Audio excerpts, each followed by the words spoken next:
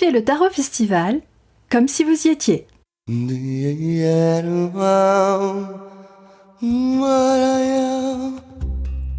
Bonjour, je suis Christine Dejoigny d'Eva Productions et la voix des coulisses du Tarot Festival. Qu'ils soient amateurs d'ésotérisme ou de psychologie, de simples curieux ou des passionnés, les festivaliers se retrouvent à chaque édition du Tarot Festival autour d'intervenants reconnus pour participer à des ateliers, assister à des conférences et partager leur passion commune du tarot. Rencontre avec Sylvia, une festivalière enthousiaste.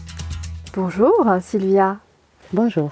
Tu es festivalière, tu participes au festival qui se tient ici à Saint-Martin-de-Goyne, festival qui est consacré au tarot.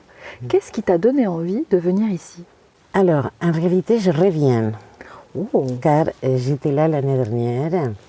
Et pourquoi j'étais là l'année dernière, et donc qui m'a donné aussi envie de revenir? On va dire, j'ai appris ou je me suis initiée au tarot avec une personne qui est d'ailleurs dans le festival et qui s'appelle Emmanuel Iger et que j'ai beaucoup aimé sa manière de présenter les tarots. En tout cas, ce que j'ai retenu surtout, c'est que c'était un jeu.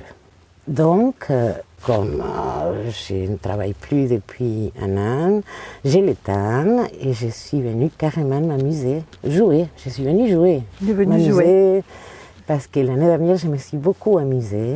L'année dernière, je suis venue comme ça.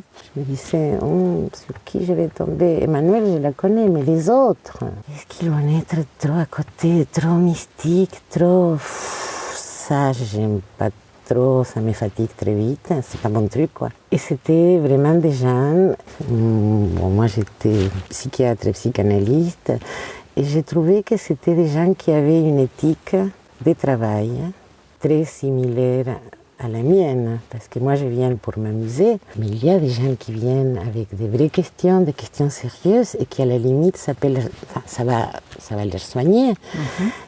Et que j'ai trouvé qu'ils étaient d'un tact, d'une finesse, d'une intelligence que vraiment j'ai adoré et que je respecte beaucoup. Et selon toi, puisque c'est la deuxième fois que tu reviens, qu'est-ce qu'il y a dans ce festival qu'il n'y a pas ailleurs ? Le mot qui me vient tout de suite, c'est la bienveillance et la sincérité. Les gens sont sincères, c'est énorme. C'est-à-dire qu'ils sont spontanés, on n'est pas dans l'imposture, on n'est pas dans la prise de tête.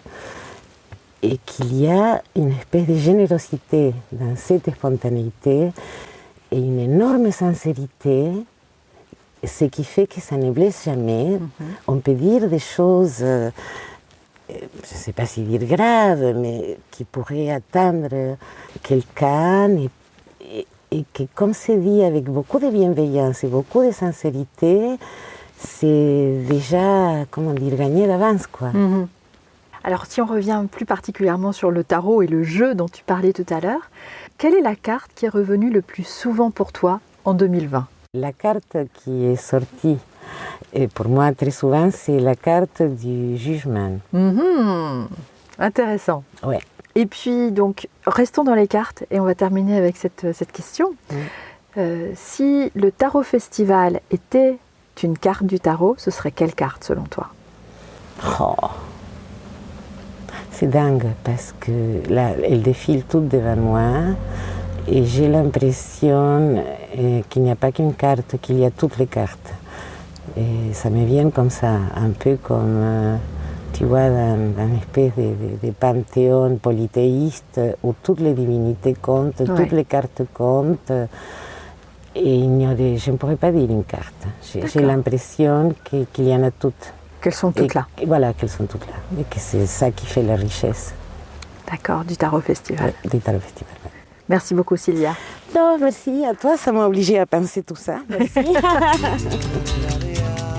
Vibrez la passion du tarot avec le podcast du Tarot Festival.